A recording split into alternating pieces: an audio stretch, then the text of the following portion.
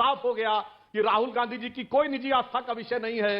जहां जहां आस्था के द्वारा सत्ता का रास्ता दिखेगा वहां वहां जाकर वो सर झुकाते रहेंगे।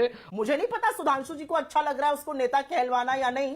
मैं तो उसको भाजपा का बड़ा नेता नहीं कहूंगी, मैं तो झुट्टों का और झूठ का सरगना ही कहूंगी। चुनाव वाले दिन गुफा में बैठकर एक आंख खोलकर देखना कि कितने कैमरे मुझे देख रहे हैं, ये आस्था नहीं है, ये ढोंग है। देखिए, सुप्रिया जी जिस आक्रोश आवेग में बोलती चली जा रही हैं, वो दर्शाता है कि जब आपके पास तथ्य की कमी होती है तो इसी प्रकार से बोलना पड़ता है। दोस्तों नमस्कार, आप सभी का स्वागत है और आप मेरे साथ देख रहे हैं एस्क डिबेट। दोस्तों आजकल राहुल गांधी भारत जोड़ो यात्रा करने में लगे हैं और समय समय पर मंदिर मंदिर घूम रहे हैं। दोस्तों वहीं उनके नेता इस बात को लेकर बोल रहे हैं कि राहुल गांधी वहां जाएंगे जहां जनता जाएगी। दोस्तों इसी बात को मुद्दा बनाकर बीजेपी के नेता बोल रहे हैं कि राहुल गांधी की अपनी कोई आस्था नहीं है, इनको लोगों से वोट लेने हैं इसलिए ढोंग कर रहे हैं। दोस्तों आज की डिबेट वीडियो का मुद्दा भी यही होने वाला है। बीजेपी की तरफ से सुधांशु त्रिवेदी जी और कांग्रेस की तरफ से सुप्रिया श्रीनेत है। दोस्तों वीडियो बहुत शानदार होने वाली है। आपसे अनुरोध है कि वीडियो को अंत तक जरूर देखना। वीडियो पसंद आए तो लाइक करना, शेयर करना, कमेंट करना और मेरे चैनल को सब्सक्राइब करना। चलो दोस्तों ओरिजिनल वीडियो स्टार्ट करते हैं। चलिए शुरू करते हैं। सुप्रिया जी ने परोक्ष रूप से जो कन्हैया कुमार ने कहा था, उन्होंने कहा वैल्यूड कुलीग हैं, मगर उनकी पार्टी की तरफ से तो कहा जा चुका है राहुल गांधी के बाद सबसे लोकप्रिय कुलीग हैं। पर उन्होंने एक प्रकार अंतर से वही कह दिया जो उन्होंने कहा। उन्होंने कहा हर आस्था के केंद्र पे जाएंगे, जहां जहां लोग आस्था से जाते हैं। बहुत साफ हो गया कि राहुल गांधी जी की कोई निजी आस्था का विषय नहीं है। जहां जहां आस्था के द्वारा सत्ता का रास्ता दिखेगा वहां वहां जाकर वो सर झुकाते रहेंगे। यही बात कन्हैया कुमार ने कही और यही बात जो बता रहा हूं, जो यही बात कन्हैया कुमार ने कही। लोग जाते हैं इसलिए जाते हैं। सुप्रिया जी ने भी जो बोला, जहां जहां लोग आस्था से जाते हैं वहां वहां हम जाते हैं, वो तो बहुत साफ हो गया कि लोग जहां जाते हैं हम बस वहां जाएंगे, इसलिए जाएंगे क्योंकि लोग जा रहे हैं। वह बात उन्होंने बहुत साफ कर दी। और मैं दूसरी बात कहता हूं, राहुल गांधी जी भगवान राम के मंदिर में जा रहे हैं, बहुत अच्छी बात है। अब तो जब कोर्ट का निर्णय आ गया, भव्य राम मंदिर ऊपर उठने लगा, तो जाना ही चाहिए। हम तो कह रहे हैं आइए साथ में, बैर न कर काहू सन कोई, राम प्रताप विषमता खोई। हम तो कोई बैर नहीं रखते, परंतु पिछली बार गए थे तो हनुमानगढ़ी तक आके चले आए थे।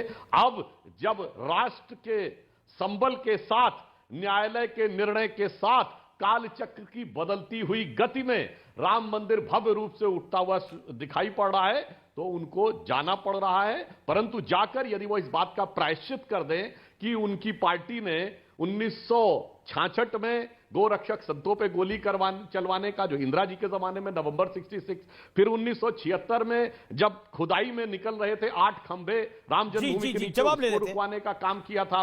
1990 में कार सेवकों का समर्थन के हत्यारों का समर्थन किया था। 1992 में नरसिम्हा राव ने मस्जिद निर्माण का संकल्प दिया था और भगवान राम को काल्पनिक कहा था। अगर इन सब के लिए प्रायश्चित कर दें सच्चे दिल से, तो शायद हो सकता है कि उनके द्वारा किए गए राजनीतिक पापों का बोझ कुछ कम हो जाए। जी सुप्रिया, ब्रिजेश पाठक डिप्टी सीएम है उत्तर प्रदेश सरकार में। उन्होंने कहा कि मैंने कुछ दिन पहले राहुल जी की टोपी लगा के फोटो देखी थी, अब मंदिर में जा रहे हैं। और कन्हैया कुमार के बयान पे उन्होंने ये टिप्पणी करी। अमित मालवीय बीजेपी के जो आईटी सेल के हेड हैं, बीजेपी के नेता हैं, वो कहते हैं कि जब से कांग्रेस सत्ता से बाहर हुई है तब से उनके लिए मंदिर राजनीति का केंद्र बन गया है। कन्हैया कुमार ने इस्टेब्लिश कर दिया है कि कांग्रेस पार्टी के लिए मंदिर सिर्फ और सिर्फ सत्ता का केंद्र है और कुछ नहीं है। जो व्यक्ति फेक न्यूज का सरगना है, जिसको प्लेटफॉर्म्स बोल रहे हैं कि वो झूठा है और झूठ बोलते हुए 2-2, 3-3 बार पकड़ा जा रहा है, पब्लिकली ह्यूमिलिएट किया जा रहा है। मुझे नहीं पता सुधांशु जी को अच्छा लग रहा है उसको नेता कहलवाना या नहीं। मैं तो उसको भाजपा का बड़ा नेता नहीं कहूंगी, मैं तो झुट्टों का और झूठ का सरगना ही कहूंगी, जहां तक मेरी जानकारी और जहां तक मेरी बात है। प्रायश्चित की बात कर रहे हैं, प्रायश्चित की बात तो कुलदीप सिंह सेंगर के लिए कर लीजिए, चिन्मयानंद के लिए कर लीजिए। जो बेचारी अंकिता ठाकुर थी, उत्तराखंड में भाजपा के नेता ने उसको जिस्म फरोशी के लिए मजबूर किया, फिर मार डाला। या आपके महानुभाव मनोज मित्तल मंगोलपुरी में आपके सह संयोजक 12 किलोमीटर तक लड़की को घसीटते रहे, उसकी निर्वस्त्र लाश मिलती है। तो आप मुझे बताइए, आप प्रायश्चित कब करिएगा? और आपसे ज्यादा प्रायश्चित मोदी जी कब करेंगे? और उनसे भी ज्यादा स्मृति ईरानी कब करेंगी? प्रायश्चित की बात है तो पहले प्रायश्चित की बात हो जाए। जी। चुनाव वाले दिन गुफा में बैठकर एक आंख खोलकर देखना कि कितने कैमरे मुझे देख रहे हैं, ये आस्था नहीं है, ये ढोंग है। देखिए, सुप्रिया जी जिस आक्रोश आवेग में बोलती चली जा रही हैं, वो दर्शाता है कि जब आपके पास तथ्य की कमी होती है तो इसी प्रकार से बोलना पड़ता है। मैं बिल्कुल बताता हूं, आपके पहले वक्तव्य का क्रमशः उत्तर देता हूं।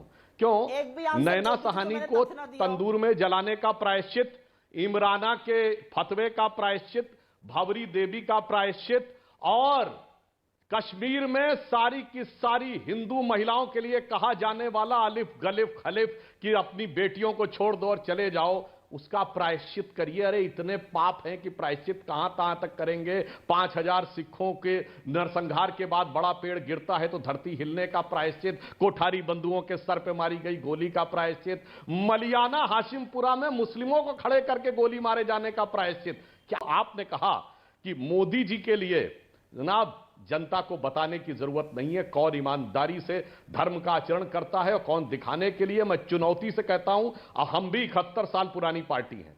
किसी सैद्धांतिक मुद्दे पे हमारा एक बार भी स्टैंड चेंज हुआ हो तो बताइए। धारा 370 common civil code, Shri Ram Janmabhoomi, धर्मांतरण, कोई बताइए। और मैं चुनौती से कहता हूं, कांग्रेस का एक कोई स्टैंड बताइए सैद्धांतिक जो कायम रहा हो, जो हर 10-5 साल में बदला ना हो। चलिए, वो जा रहे हैं ना राम मंदिर, पहले आप ये कहिए कि जो नरसिम्हा राव ने कहा था उस बयान के लिए हम माफी मांगते हैं, कह दीजिए।